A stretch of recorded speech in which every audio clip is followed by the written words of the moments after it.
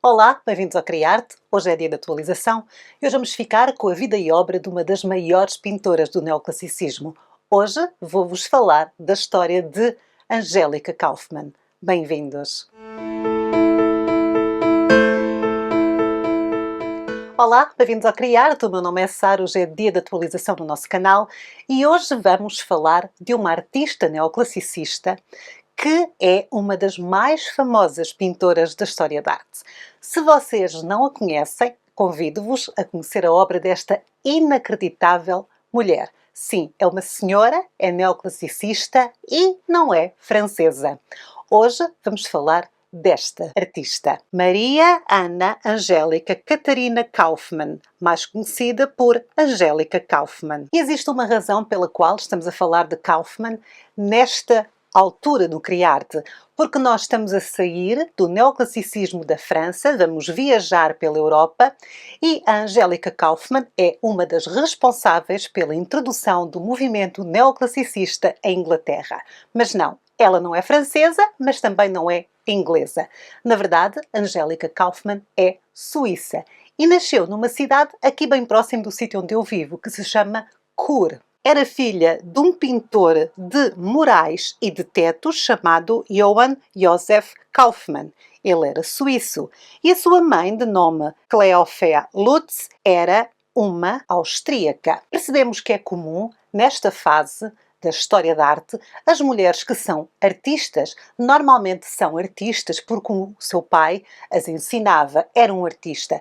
Vimos isso, por exemplo, quando falámos da maravilhosa francesa Elisabeth Vigée-Lebrun, cujo pai lhe ensinou a arte da pintura, e aqui passa-se exatamente o mesmo. O pai de Angélica era um pintor conhecido de afrescos, ele pintava igrejas, fazia murais e tetos e era muito bem relacionado.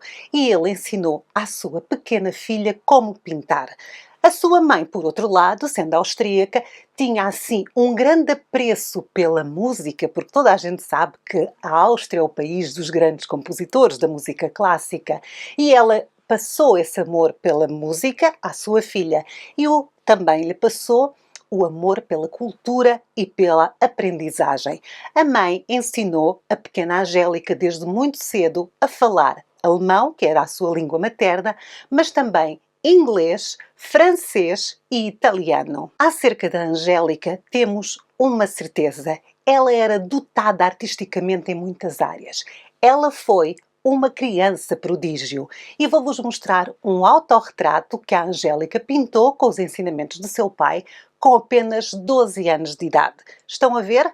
Este é um autorretrato da pequena Angélica Kauffmann, ainda aprendiz de seu pai, mas já com uma qualidade técnica que a poderia fazer receber encomendas. Sendo considerada uma criança prodígio por todos à sua volta, a sua infância foi passada rodeada de riqueza, rodeada de esplendor. Tanto o seu pai como a sua mãe eram pessoas ricas e cultas e rodeada de pintura, de música, de línguas, de pessoas cultas, de gente interessante. O seu grande amor era dividido entre pintar e cantar. Desde muito cedo que lhe foi reconhecido o talento para a música lírica. Ela cantava ópera maravilhosamente. Só que ela estava dividida entre aprender a pintura com o seu pai ou ingressar numa escola de música.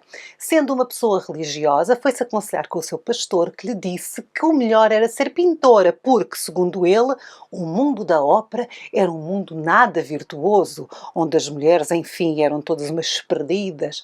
Então Angélica resolveu dedicar-se à pintura, mas existem trabalhos seus, um autorretrato famosíssimo em que ela está entre a pintura e a música, e foi sempre uma grande paixão na sua vida e cantava muito bem. Ainda uma adolescente e sob a orientação do seu pai, que a cria independente e famosa, ela começa a aceitar alguns trabalhos da aristocracia da Áustria. Sua mãe também conhecia muita gente, era austríaca, e ela começa a pintar ainda antes de ser uma adulta. Os pais dela também viajavam muito. A sua mãe morreu, era ela muito nova, com 15 anos apenas, ficou apenas o pai vivo e o pai decidiu pegar na sua única filha e levá-la a conhecer a beleza do mundo. E nesta altura estamos a viver o descobrimento de as antigas ruínas de Pompeia e Herculano. Claro que o mundo já olhava para o neoclassicismo em oposição ao rococó e também ao barroco, já falámos nisto noutros vídeos, e o pai pega na pequena Angélica e leva-a a conhecer então as maravilhas do mundo clássico. Eles vão para a Itália, eles vão conhecer tudo e mais alguma coisa, eles vão passear imenso. Eles acabam por se mudar para o Lago Como, que já na altura era chique, hoje em dia também é lindíssimo, inspira qualquer pessoa, e ela ia aprendendo as técnicas, conhecendo pessoas e tornando-se cada vez uma mulher mais culta, mais interessante. Ela falava de literatura, ela falava de poesia, de arte, de política, sabia 4 línguas, sabia pintar, sabia cantar, era uma super estrela e era ainda muito nova. E o seu pai continuava sempre a valorizar o seu trabalho e a ensiná-la. Em 1757, o seu pai decide voltar para a sua região natal de Vorarlberg e ali ele é comissionado por pintar uma igreja. A Angélica, nesta altura, está com 15 anos e, conhecendo o seu enorme talento, pedem-lhe a ela também para ajudar o seu pai para pintar o mural. Com apenas 15 anos de idade, ela decora uma das paredes da igreja principal de Chur com a figura de 13 apóstolos. Um trabalho inacreditável quando pensamos na sua idade, apenas 15 anos. Apenas um ano depois, decide o seu pai fazer novamente uma viagem e levar a sua filha então para permanecer, para estudar de forma concentrada e exclusiva a arte e decide levá-la para Itália. Claro, eles chegam a Roma em 1758.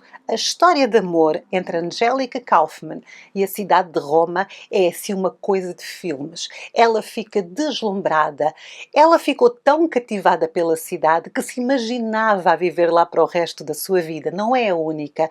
Todos aqueles que viajam para Roma ainda hoje sentem que esta cidade tem qualquer coisa no ar que nos atrai e que não nos apetece nunca mais sair de lá. No caso dela, foi a arte, foi a escultura, foi a pintura dos grandes mestres. Uma vez em Roma, Angélica Kauffmann dedicou-se completamente ao seu treino enquanto artista. Ela trabalhava, pintava horas seguidas até ficar completamente exausta. E claro que ia recebendo algumas comissões. Ela recebeu comissões em Bolonha, recebeu comissões da família Medici de Florença, dos Borghese de Roma e até do rei de Nápoles. Ela estudou os grandes mestres e também fazia cópias das obras dos britânicos. E é exatamente nesta sua primeira estadia prolongada em Roma que ela começa a ser famosa. Ela começa a pintar para vender. E nesta altura, que é algo que vem do barroco e do rococó, havia uma grande tradição da elite, da aristocracia europeia, de fazer uma grande viagem na sua formatura. Acabavam os estudos e ia-se fazer uma grande viagem. Era La Grande Tour, a grande tour, e é daqui que vem o termo turista. Vejam só. Então, ela, como dominava muitas línguas e era extremamente fluente no inglês, o que acontecia era quando os ingleses chegavam a Roma, ela era a intermediária, ela falava com eles. E claro que estas pessoas da aristocracia inglesa e riquíssimos queriam depois levar um souvenir, um recuerdo, uma recordação da sua grande tour. E ela fazia o quê? Pintava. Ela pintava esta gente importante toda. Todos os ingleses que chegavam à Grand Tour e chegavam a Roma iam falar, iam conhecer a Angélica. E ela pintava para eles, normalmente, retratos com algum elemento clássico lá atrás. Um coliseu, por exemplo, para eles levarem para casa, para mostrarem aos amigos. Ela passou a ser quase uma lenda entre os ingleses, que a definiam como uma mulher extremamente bela e das mais cultas da Europa. Através dos clientes que lhe chegavam a Roma para fazer a Grand Tour, a Angélica acabou por construir uma network, uma rede de apoio que se espalhava por toda a Europa. Ela cultivava contactos destas pessoas ricas, não apenas com os ingleses, mas também com os franceses, com os russos, os polacos e os alemães. Tudo gente extremamente bem conectada, rica, parte da aristocracia. Entre 1762 e 1779, ela produziu um total de 41 gravuras. E é muito interessante porque ela, para além de ser uma mulher multiversátil a nível da arte, era também uma extremamente boa negociante. Ela tinha controle da sua fortuna. Aqui não temos o caso do pai ou do marido ficar com o seu dinheiro. Não. O pai dela era um homem por si só já rico, também com um bom nome como artista, portanto o dinheiro era dela. E ela investia no seu próprio talento. Ela investia no seu estúdio e o dinheiro que recolhia, ela queria fazer também ainda mais. Então começou-se a dedicar à gravura. Provavelmente ela aprendeu a fazer gravura em Florença porque um dos seus amigos era o grande mestre Johann Friedrich Riefstein. E ele era mestre de gravura e provavelmente ensinou. Então ela começou a fazer gravuras e vender. É um método de trabalho muito mais rápido que pintar a óleo e muito mais rentável, porque pode ser vendido a mesma gravura, pode ter várias cópias e pode ser vendido a um preço mais baixo. Assim ela conseguia vender mais e chegar também às massas, não só às elites. Entre 1763 e 1765, ela estudou classicismo e história da arte na cidade de Roma. E aqui ela vai conhecer uma pessoa extremamente importante na história da arte, que é o Winckelmann. Vocês já ouviram falar do Winckelmann várias vezes aqui no Criarte. Vão ver o vídeo acerca da história do branco na história da arte, a cor, onde eu falo mais aprofundadamente sobre o papel que ele tem nesta difusão do classicismo e do neoclassicismo. Ele, considerado pai da história da arte, ele tem um livro importantíssimo e ele começa a ser amigo pessoal de Angélica. É ela que pinta o seu mais famoso retrato, aquele que aparece em todos os livros com a cara dele. É assim, foi ela que pintou. Ela era uma excelente retratista. E ele ensinou-lhe muito acerca da teoria do classicismo. Ele ensinou acerca da história da arte, do clássico, do belo, da arte grega, da arte romana. Como isto era a moda, era o que se estava a viver no mundo da história da arte, era olhar para o passado mais uma vez. E a Angélica é uma pintora do neoclassicismo por excelência. O Winckelmann dizia sempre que ela era uma mulher belíssima, fascinante e com uma voz de anjo. Em 1764, ela pintou. Esta obra pode ser vista hoje em dia na Kunsthaus em Zurique. Nesta obra podemos ver que ela o retrata de uma forma tipicamente classicista, academicista. Ainda em Roma, ela também decidiu pintar uma obra que mudou um pouco o rumo da sua carreira.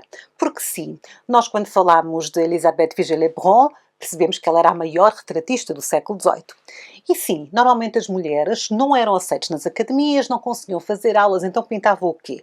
Paisagens, retratos e aquelas naturezas mortas, as flores, era o que era aconselhado às mulheres fazerem.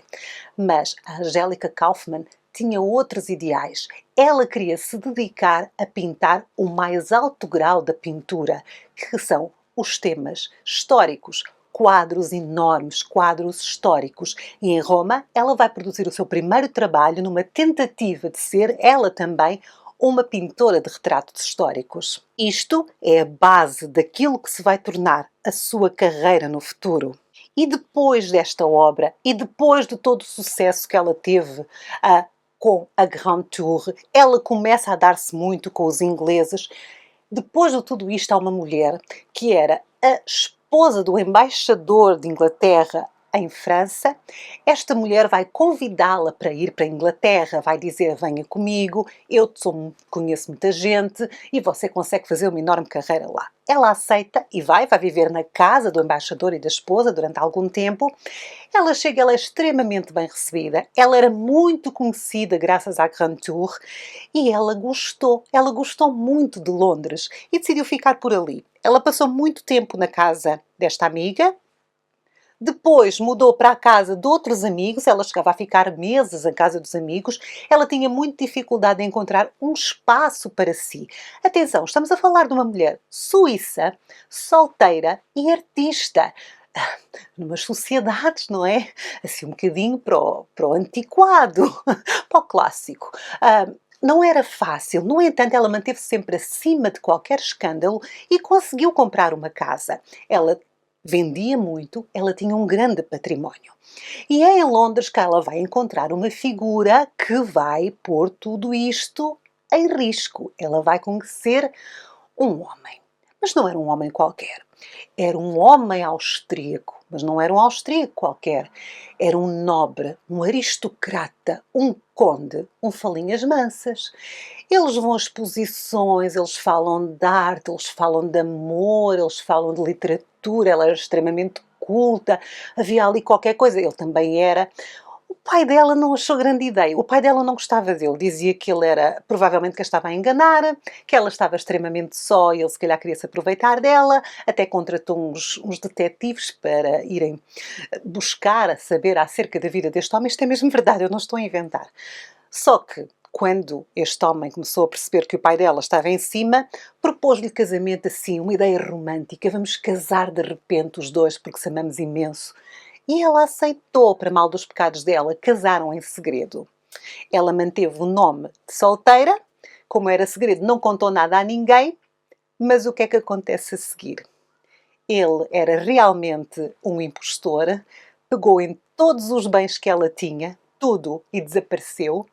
E depois, quando voltou, ainda disse que se ela contasse a alguém o que ele tinha feito, a, a reputação dela é que ia ser manchada. Portanto, ela tinha que ficar caladinha e ainda lhe pagar.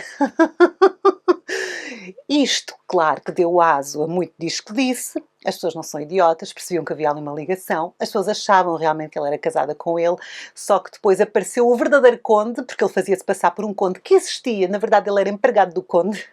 E as pessoas ficaram, então, mas ela não andava com o conde e agora é outro conde. Enfim, a verdade é que a reputação dela nunca ficou manchada. Ela era uma mulher muito doce, muito querida, muito fofinha, muito inteligente, muito talentosa e conseguiu ir recuperando pouco a pouco os seus bens, o seu dinheiro, mas teve que trabalhar muito, muito mais.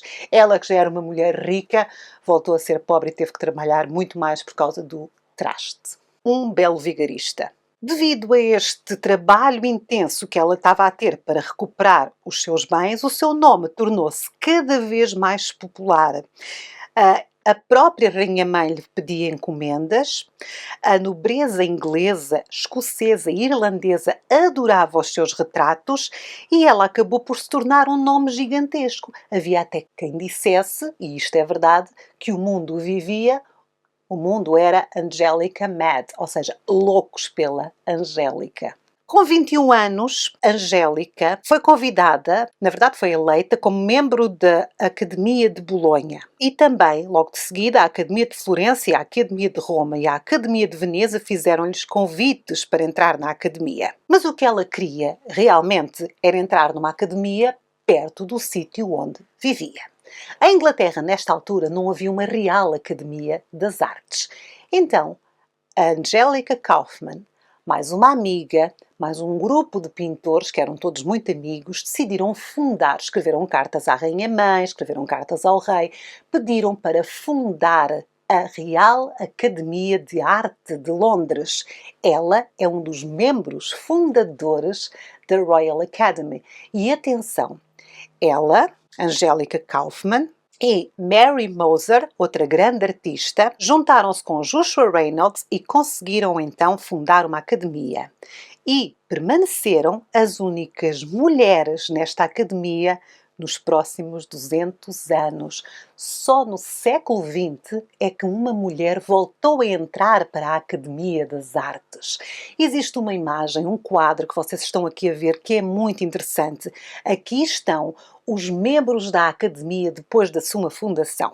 E onde é que estão as senhoras? Onde é que está a Angelica Kauffman e a Mary Moser? Pois é, elas não estão presentes fisicamente, porque, como vocês podem perceber, isto é uma aula de nu. Uma aula de pintura de observação de nu. E eu já estou farta de contar esta história, as mulheres não podiam desenhar um corpo nu, não era bem visto, elas não podiam ter uma aula com uma mulher ou um homem, ainda menos nu. Elas só podiam ter aulas de anatomia animal e não de anatomia humana. Por isso elas não estão nesta imagem fisicamente, mas elas estão aí representadas. Reparem que há uma parede com duas imagens, dois quadros, e esses quadros representam então as duas cofundadoras da Royal Academy.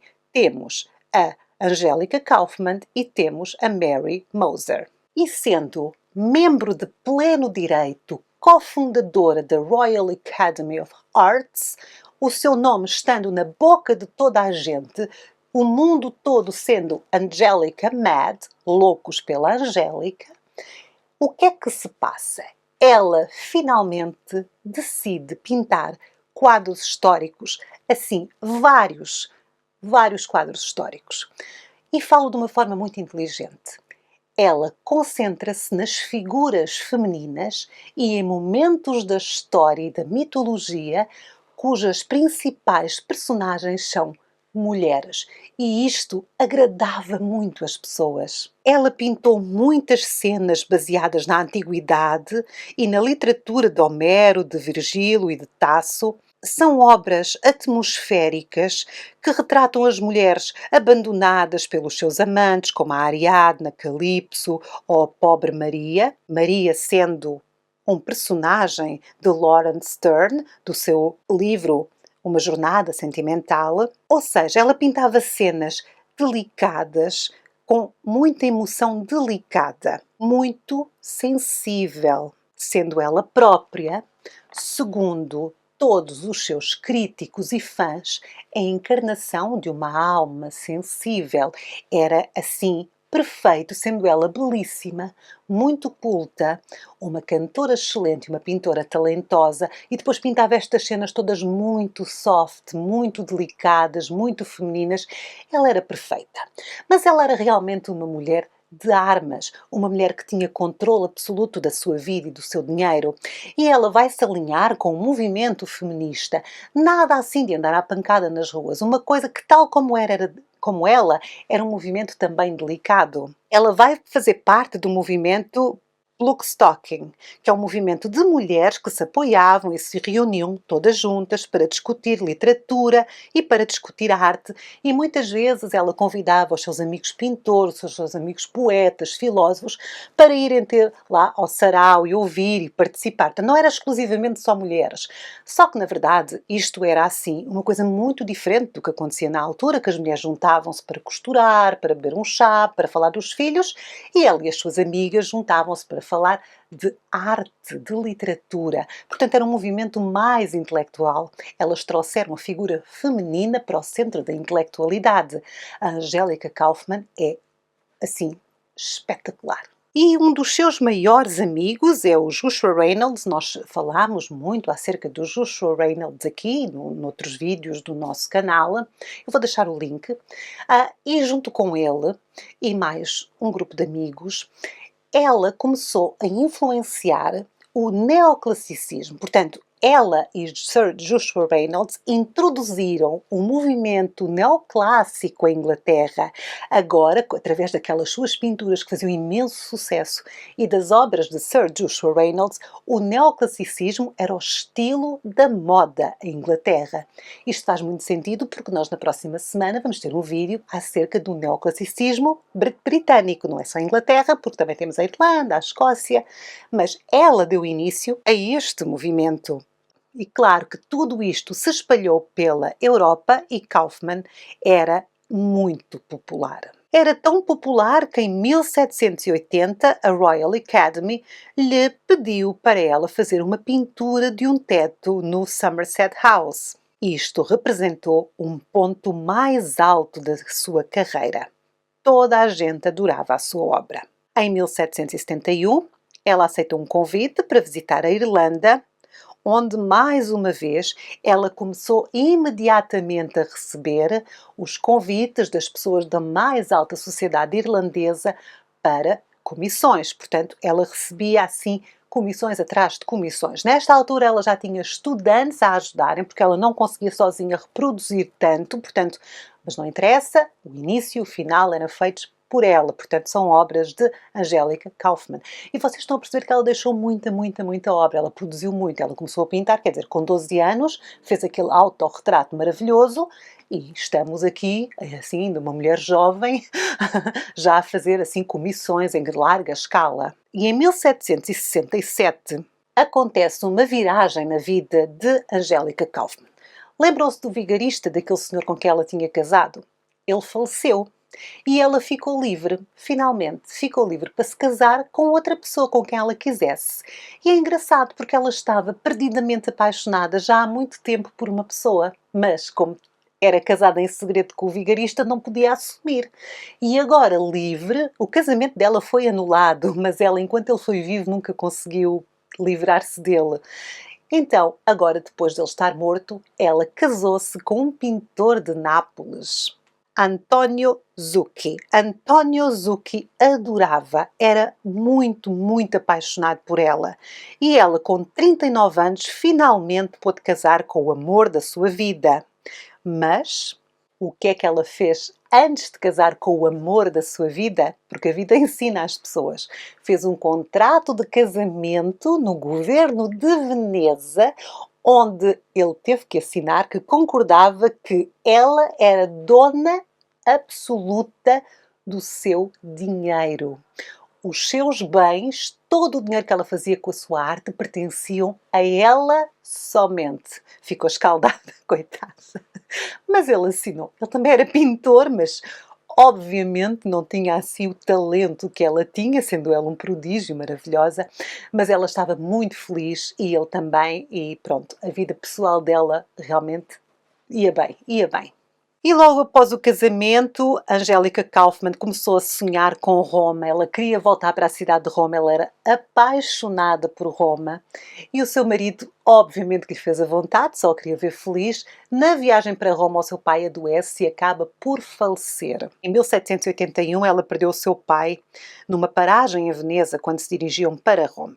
No ano seguinte, em 1782, Angélica Kauffmann abre um ateliê de pintura ao lado das escadas de Espanha, ali aquelas escadas muito famosas onde toda a gente tira uma fotografia. Aí ela decide, encontra um espaço apropriado e abre então um ateliê, abre uma oficina, abre o seu estúdio de arte. Mais uma vez, ela é extremamente famosa e dá-se muito bem. A elite do século XVIII, incluindo nomes famosíssimos como o grande poeta Johann Wolfgang von Goethe, e também o Johann Gottfried Herder, eram seus amigos pessoais e seus clientes.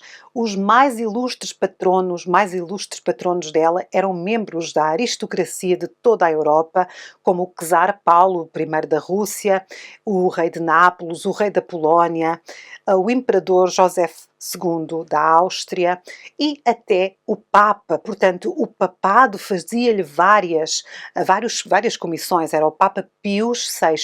Ela chegou mesmo a pintar retratos de pessoas muito famosas na época, atores, enfim. Kauffmann era uma mulher com muito talento, com muitos amigos influentes do mundo das ciências, da literatura e das artes. E em 1784 ela acaba a sua maior comissão até à altura. Esta era uma obra que retratava a família real de Nápoles. Foi uma encomenda do Ferdinand IV e da sua mulher, a Rainha Maria Carolina da Áustria. Este seu enorme retrato levou a que a Maria Carolina da Áustria a nomeasse pintora da corte austríaca. No entanto, ela continuava a viver em Roma. Também nesta altura, Angélica Kauffmann decide pintar alguns quadros históricos ilustrando a antiga Roma, a República Romana, mas coloca no centro, mais uma vez, as figuras femininas, como por exemplo a Cornélia, e ela apresenta estas figuras femininas como as novas heroínas, as mães da pátria. Isto, claro, vai alinhar-se com os movimentos populares que se estão a desenhar na Europa, porque estamos na época da Revolução Francesa.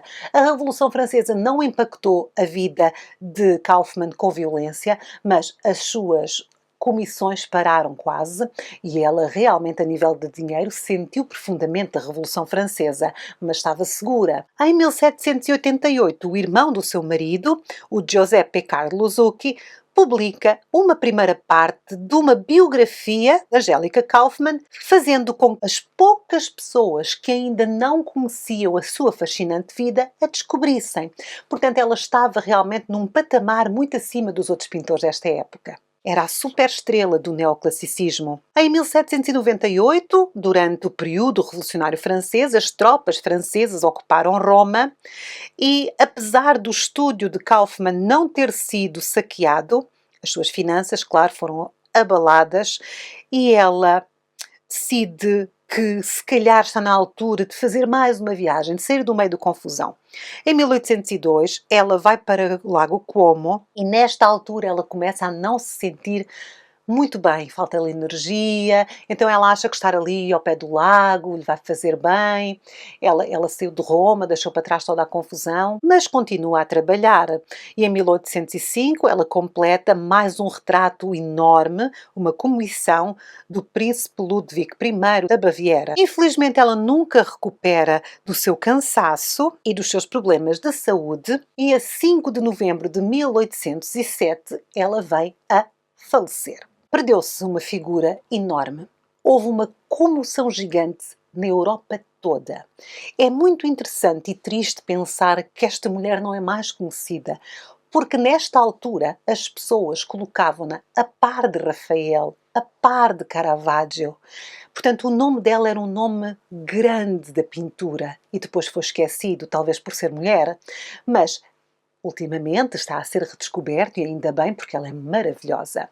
Depois da sua morte, podemos considerar que ela deixou um trabalho incrivelmente importante, cerca de 800 quadros a óleos, mais de 1000 gravações, portanto mais de 1000 gravuras, feitas acerca do trabalho dela, 13 frescos, 400 desenhos e 41 gravuras realizadas por ela. O seu funeral foi em Roma, na igreja de Sant'Andrea della Frate, e foi um acontecimento gigante. Dizia ao povo que desde a morte de Rafael que não se viu um funeral tão grande. O seu caixão foi carregado por professores da academia, incluindo um dos seus grandes apoiantes e amigo, Antonio Canova. Portanto, ela era realmente uma figura importante na cidade de Roma. Atrás do seu corpo, segurado por estes professores e amigos, ia um desfile das suas maiores obras. Portanto, aqueles quadros históricos enormes iam assim em procissão atrás do seu corpo até ao seu local de repouso. Johann Peter Kaufmann, um primo de Angélica Kauffmann, esculpiu o seu busto, que está no panteão ao lado do de Rafael. E anos após a sua morte foram publicadas muitas biografias. Depois o seu retrato aparecia na nota de 100 chelins, na sua terra, a terra natal do seu pai, em Vorarlberg, e existe até o Museu Angélica Kauffmann. Como uma mulher artista estrangeira, porque ela não vivia na Suíça, sendo suíça, portanto era uma artista estrangeira que só casou com 39 anos, no conhecimento do público geral. No século XVIII, na Europa, de certeza que ela teve que bater de frente com muitas situações desagradáveis. Os artistas não eram bem considerados, uma artista mulher ainda menos. No entanto, com a sua grande beleza, o seu grande talento e a sua delicada postura, ela conseguiu vencer. Ela não só entrou em várias academias, como ela ajudou a fundar a Royal Academy. Portanto, é um nome importantíssimo numa época onde as mulheres nem sequer tinham acesso à educação artística, onde não tinham acesso ao seu dinheiro. Ela fez a sua fortuna não uma, mas duas vezes. Portanto, ela era realmente uma mulher independente e à frente do seu tempo. Uma cantora lírica maravilhosa, que toda a gente dizia que ela tinha uma voz de anjo, e uma pintora ainda mais maravilhosa. Ela passou de gênio da sua infância, que era uma criança prodígio, para um gênio na sua vida adulta, uma mulher que sozinha revolucionou o mundo das artes. E nunca se devemos esquecer que ela introduziu o neoclassicismo em Inglaterra, na Grã-Bretanha. O próximo vídeo vai ser sobre o neoclassicismo na Grã-Bretanha. Mas por hoje é tudo. Eu espero que tenham gostado tanto quanto eu de descobrir Angélica Kauffmann, uma mulher inacreditável. Nós na próxima semana voltamos com mais atualizações. Se quiserem apoiar o Criarte, podem primeiro deixar um comentário simpático por baixo deste vídeo, partilhar alguma informação da Angélica Kauffmann que eu não tenha dito aqui. É um pouco complicado arranjar informação sobre ela.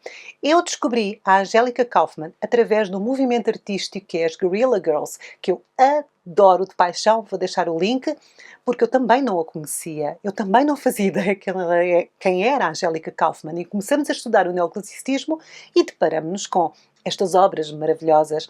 Então é bom nós conhecermos. Se quiserem apoiar o canal, também podem pagar-me um café, ou melhor ainda, tornarem-se membros do Clube Criarte. Para tal, basta clicar no botão que está aqui por baixo de todos os vídeos que diz aderir. Clicam e já está. Ok? Então, encontramos-nos na próxima semana para mais uma atualização. Até lá, fiquem bem e vão descobrir os trabalhos da Angélica Kauffmann. Eu sou a Sara. Tchau!